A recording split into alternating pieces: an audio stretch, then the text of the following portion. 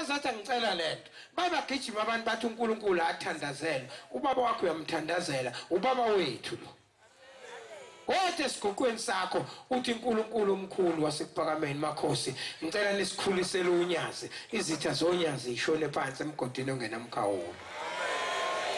Nithandazele unyazi uNkulunkulu ezobanala uma akaphumula ungamuzwa ukuthi usegijimile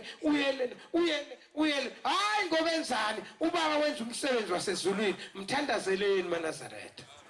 nimcalele uNkulunkulu asigcinele yena bese uyakopisha ukuthi unyazi lwenzani njengoba lwenze nje lusiza thina luyasiza unyazi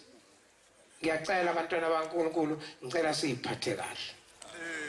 simthanda uNkulunkulu wethu singamhlukumezi simhloniphe bese sithanda igama elithi Shembe igama elithi Shembe kuthina liyimpilo kuthina senzo kaShembe